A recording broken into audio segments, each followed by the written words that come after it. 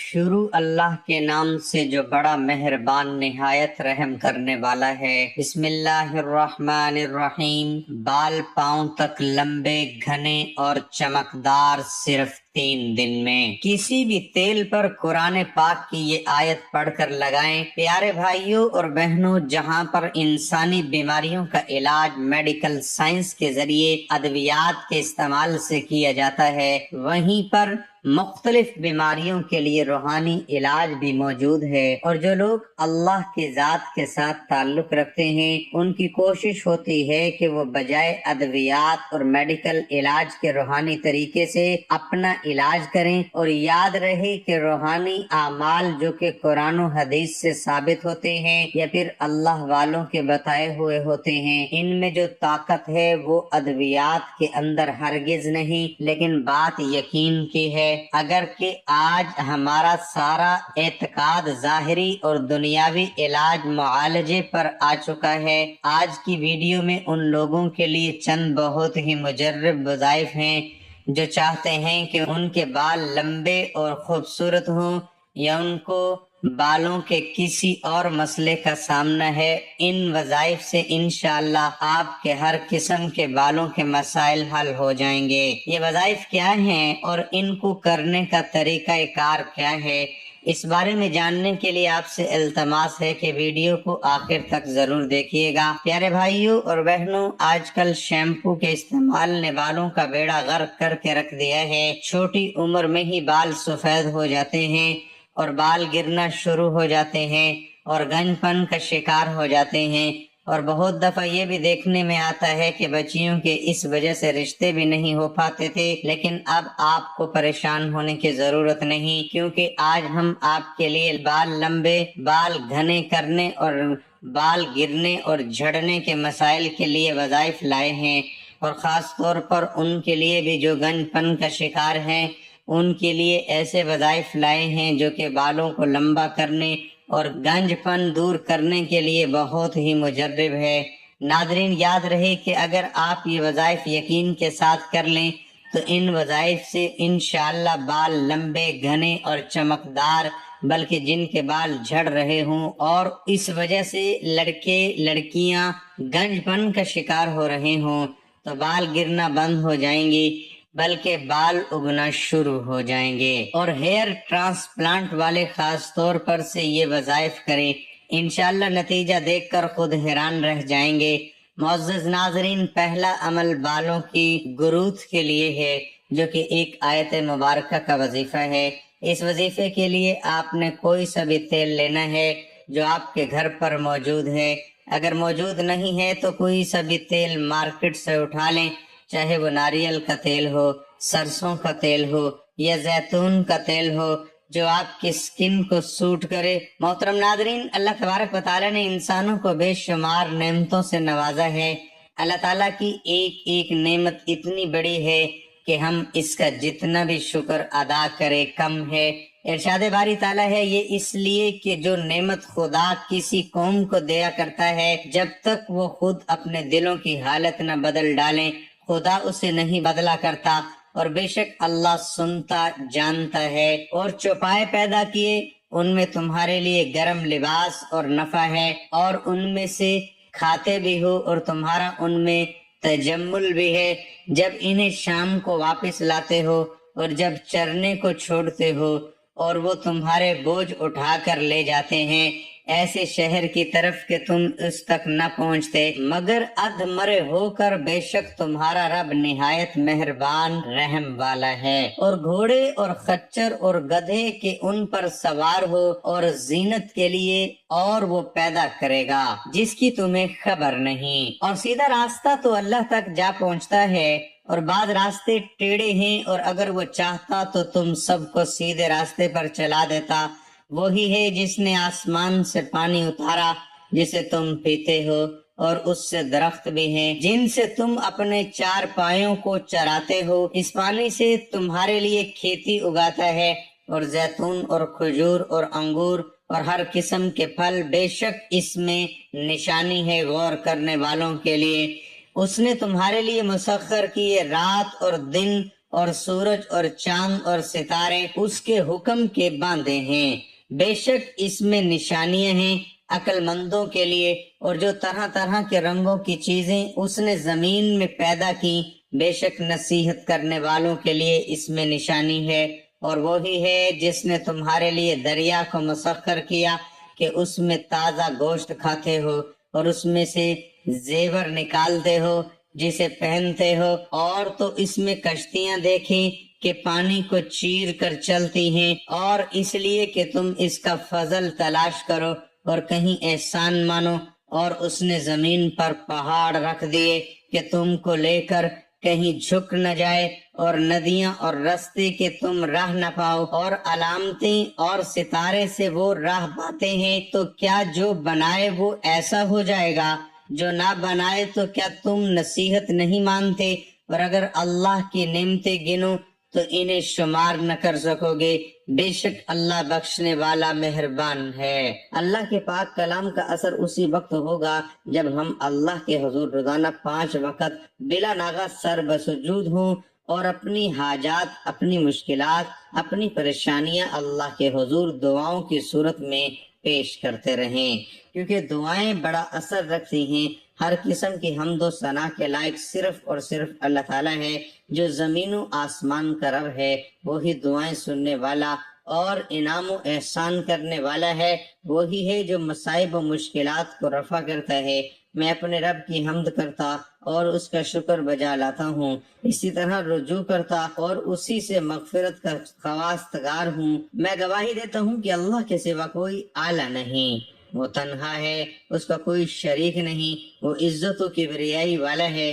میں اس بات کی بھی گواہی دیتا ہوں کہ ہمارے پیارے سردار نبی حضرت محمد صلی اللہ علیہ وسلم اللہ کے بندے اور رسول ہیں، جنہیں اللہ تعالیٰ نے بڑی ہی روشن اور کامل شریعت عطا کر کے مبعوث فرمایا ہے۔ اے اللہ اپنے بندے اور رسول حضرت محمد صلی اللہ علیہ وسلم پر رحمت، سلامتی اور برکت نازل فرما۔ اسی طرح آپ صلی اللہ علیہ وسلم کی آل اور ہر نیک عمل کی طرف سبقت لے جانے والے صحابہ کرام پر بھی اپنی رحمت و برکت نازل فرما۔ اے لوگو، اللہ تعالیٰ سے کما حقہ ڈرتے رہو۔ تقوی اختیار کرنے والے شخص کو اللہ تعالیٰ دنیا اور آخرت میں خیر و بھلائی عطا کرتا ہے، اور تقوی سے روگردانی کرنے والا شخص اگرچہ دنیاوی مال و متاع بے شمار میسر رکھتا ہو، لیکن انجام کار کے اعتبار سے بدبخت ہی رہتا ہے۔ اے مسلمانوں، دنیا و آخرت کی سعادت و خوش بختی کے اسباب و وسائل اللہ تعالیٰ کے ہاتھ میں ہیں۔ اسی طرح اسی نے بدبختی کا سبب بننے والے اعمال کو بھی خوب وضاحت سے بیان فرما دیا ہے۔ چنانچہ جو شخص خیر و فلاح کے اسباب اختیار کرتا ہے، اللہ تعالیٰ اس کی دنیا بھی سدھار دیتا ہے، اور اسے آخرت میں بھی اتنا شاندار نتیجہ نصیب ہوگا کہ وہ ہمیشہ ہمیشہ کے لیے نعمت بھرے باغات میں ہوگا۔ اللہ تعالیٰ کی رضا اور خوشنودی اسے بدرجہ اتم حاصل ہوگی۔ فرمانے باری تعالیٰ ہے، هل جزاء الاحسان الا الاحسان، نیکی کا بدلہ نیکی کے سوا کچھ نہیں ہے۔ دوسری طرف برائی کے اسباب اپنانے والے شخص کو اس دنیا میں بھی اس کی سزا بھگتنا پڑے گی، اور مرنے کے بعد بھی اس کا وبال اس پر ہوگا۔ اللہ تعالیٰ کا ارشاد گرامی ہے، انجام نہ تمہاری آرزوؤں پر موقوف ہے، نہ اہل کتاب کی آرزوؤں پر۔ جو بھی برائی کرے گا اس کا پھل پائے گا، اور اللہ کے مقابلے میں اپنے لیے کوئی حامی و مددگار نہ پا سکے گا۔ آگاہ رہیے، خیر و برکت، نیکی، اصلاح، نیک اعمال کے تسلسل، اچانک مصیبتوں اور حادثات سے بچاؤ، اور نازل شدہ تکالیف و اعلام کو رفع کرنے کی بجائے رفع کرنے کے اسباب میں سے ایک اہم ترین سبب یہ ہے کہ مکمل اخلاص، حضور قلبی اور عاجز انکساری کے ساتھ اللہ تعالیٰ سے گڑ گڑا کر دعا کی جائے، کیونکہ اللہ تعالیٰ کو دعا بہت پسند ہے، اور اس نے خود ہی اس کا حکم ارشاد فرمایا ہے، ہر طرح کے حالات میں دعا کا فائدہ مسلمہ ہے۔ فرمانے باری تعالیٰ ہے، تمہارا رب کہتا ہے، مجھے پکارو، میں تمہاری دعائیں قبول کروں گا، اور جو لوگ گھمنڈ میں آ کر میری عبادت سے منہ موڑتے ہیں، ضرور وہ ذلیل و خوار ہو کر جہنم میں داخل ہوں گے۔ دعا بھی عبادت کی ایک قسم ہے، سنن ابو داؤد اور جامعہ ترمذی میں حدیث ہے کہ سیدنا نعمان بن بشیر رسول اللہ صلی اللہ علیہ وسلم سے بیان کرتے ہیں کہ دعا عین عبادت ہے۔ امام ترمذی نے اس حدیث کو حسن صحیح قرار دیا ہے۔ اسی طرح جامع ترمذی میں سیدنا ابو ہریرہ کی روایت ہے کہ رسول اللہ صلی اللہ علیہ وسلم نے فرمایا، اللہ تعالیٰ کے ہاں دعا کا مقام و مرتبہ سب سے زیادہ ہے۔ امام حاکم نے اس کی سند کو صحیح قرار دیا ہے۔ ہر وقت اور ہر حال میں دعا کرنے کی بہت زیادہ ترغیب دلائی گئی ہے۔ یہ ایک ایسی عبادت ہے کہ جس کا ثواب اللہ تعالیٰ نے بہت عظیم کر رکھا ہے۔ دعا انسان کی دینی دنیاوی زندگی اور موت کی تمام کامیابیوں کا بہترین ذریعہ ہے۔ دعا کے بے شمار اور عظیم فوائد کے پیش نظر ہی اللہ تعالیٰ نے فرض عبادات میں دعاؤں کو پڑھنا واجب یا مستحب قرار دیا ہے۔ اس میں اللہ تعالیٰ کا اپنے بندوں پر رحمت و شفقت، فضل اور احسان واضح طور پر عیاں ہوتا ہے۔ اگر اللہ تعالیٰ ہمیں ان اسباب کے بارے میں تعلیمات نہ دیتا تو ہم اپنی عقل و دانست سے یہ اسباب اختیار نہ کر سکتے تھے۔ فرمانے باری تعالیٰ ہے وَعَلَّمْتُم مَّا لَمْ تَعْلَمُوا أَنتُمْ وَلَا آبَاؤُكُمْ، تمہیں وہ کچھ سکھا دیا گیا جو نہ تم جانتے تھے اور نہ تمہارے باپ دادا۔ ہر قسم کی بابرکت حمد و ثناء اور تعریف و تمجید کے لائق اللہ تعالیٰ ہی ہے۔ اپنی پسند اور رضا کے شایان شان ہر قسم کی حمد و ثناء اور بابرکات کلمات کا حقدار صرف اور صرف اللہ تعالیٰ ہی ہے۔ عصر حاضر میں تو بالخصوص دعا کی ضرورت بڑی شدت سے محسوس کی جا رہی ہے، کیونکہ نت نئے فتنے سر اٹھا رہے ہیں۔ تباہ کن حادثات اور مصائب نے مسلمانوں کو پریشان کر رکھا ہے، اور ایسے بدعتی فرقوں نے جنم لے لیا ہے کہ جو مسلمانوں کا اتحاد پارا پارا کرنے کی کوشش میں مصروف ہیں۔ لوگوں کا ناحق خون بہانا اور ان کے مال ہڑپ کرنا ان کی عادت بن چکی ہے۔ علم اور اہل علم سے بے رخی ان کی سرشت میں ہے، اور جہالت و گمراہی پر مبنی فتوے دے کر لوگوں کو گمراہ کرنا ان کا وتیرہ ہے۔ دشمنان اسلام نے دین حنیف کے خلاف اتحاد کر لیا ہے، اہل ایمان کے خلاف ان کی سازشیں عروج پر ہیں، جبکہ مسلمانوں کی باہمی کیفیت یہ ہے کہ وہ ایک دوسرے کے تعاون سے کنارہ کشی اور اختلاف و افتراق کا شکار ہیں۔ امت مسلمہ کے بہت سارے افراد جلا وطنی کی صحبتوں سے دوچار ہیں، ان پر ظلم و ستم کے پہاڑ توڑے جا رہے ہیں۔ اپنی فراخی کے باوجود ان پر زمین تنگ ہو چکی ہے اور انہیں طرح طرح کے نقصانات کا سامنا ہے۔ ان تمام حالات میں دعا کی ضرورت بہت زیادہ بڑھ جاتی ہے، کیونکہ تعصب اور فرقہ پرستی کی آگ نے مسلمانوں کو اپنی لپیٹ میں لے رکھا ہے، اور مختلف فتنے معاشرے کو اپنے مضبوط پنجوں میں جکڑ چکے ہیں۔ جو لوگ مصیبت اور سخت حالات میں اللہ تعالیٰ سے دعا کرتے اور اس کے سامنے گڑ گڑاتے ہیں، اللہ تعالیٰ نے ان کی تعریف فرمائی ہے۔ حضرت آدم اور اماں حوا علیہ السلام کا قول اللہ تعالیٰ نے نقل فرمایا ہے، اے رب، ہم نے اپنے اوپر ستم کیا، اب اگر تو نے ہم سے درگزر نہ فرمایا اور رحم نہ کیا تو یقیناً ہم تباہ ہو جائیں گے۔ اسی طرح اللہ تعالیٰ کا فرمان ہے، اور ہم ضرور تمہیں خوف و خطر، فاقہ کشی، جان و مال کے نقصانات اور آمدنیوں کے گھاٹے میں مبتلا کر کے تمہاری آزمائشیں کریں گے۔ ان حالات میں جو لوگ صبر کریں اور جب کوئی مصیبت پڑے تو کہیں کہ ہم اللہ ہی کے ہیں اور اللہ ہی کی طرف ہمیں پلٹ کر جانا ہے۔ معزز ناظرین، پہلا عمل باروں کے گروتھ کے لیے ہے، جو کہ ایک آیت مبارکہ کا وظیفہ ہے۔ اس وظیفے کے لیے آپ نے کوئی سا بھی تیل لینا ہے جو آپ کے گھر پر موجود ہے۔ اگر موجود نہیں ہے تو کوئی سا بھی تیل مارکیٹ سے اٹھا لیں، چاہے وہ ناریل کا تیل ہو، سرسوں کا تیل ہو یا زیتون کا تیل ہو، جو آپ کی سکن کو سوٹ کر لے وہ تیل لے لیں۔ اب آپ نے یہ کرنا ہے کہ آئل کو ایک بوتل میں ڈال کر اس پر سے آپ نے ڈھکن ہٹا دینا ہے، اور اب اس بوتل کو اپنے سامنے رکھ لیں اور آپ نے باوضو ہو کر یہ عمل کرنا ہے۔ اگر آپ چاہیں تو وضو کر لیں اور وضو کے بغیر بھی عمل کر سکتے ہیں۔ اب آپ نے 121 مرتبہ یہ آیت پڑھنی ہے اور اول و آخر 3 بار درود شریف پڑھنا ہے۔ درود پاک، درود ابراہیمی پڑھیں اور جو آپ نماز میں پڑھتے ہیں اگر آپ یہ پڑھ لیں تو بیسٹ ہو جائے گا۔ اور یہ آیت جو آپ سکرین پر بھی دیکھ سکتے ہیں، اس کو پڑھ کر آپ نے تیل پر دم کرنا ہے۔ یہ آیت قرآن پاک کی ایک سورت حامیم سجدے کی آیت نمبر 44 ہے، جس کا صرف اتنا ہی حصہ آپ نے پڑھنا ہے۔ وَلَوْ جَعَلْنَاهُ قُرْآنًا أَعْجَمِيًّا لَقَالُوا لَوْلَا فُصِّلَتْ آيَاتُهُ أَعْجَمِيٌّ وَعَرَبِيٌّ قُلْ هُوَ لِلَّذِينَ آمَنُوا هُدًى وَشِفَاءٌ وَالَّذِينَ لَا يُؤْمِنُونَ فِي آذَانِهِمْ وَقَرٌّ هُوَ عَلَيْهِمْ عَمًّا أُولَئِكَ يُنَادُونَ مِن مَّكَانٍ بَعِيدٍ۔ یہ آیت کا حصہ آپ نے 121 مرتبہ پڑھنا ہے۔ ہمارے بہن بھائی، بیٹے بیٹیاں اور مائیں اس تیل کو مسلسل 21 دن بالوں پر لگائیں۔ ایک بات یاد رہے کہ آپ کا دم کیا ہوا تیل اگر 21 دن سے پہلے ختم ہو جائے تو آپ نے مزید آئل لے کر اس پر وہی آیت 121 مرتبہ دم کر کے لگانا ہے، جو آیت ابھی آپ کو بتلائی ہے۔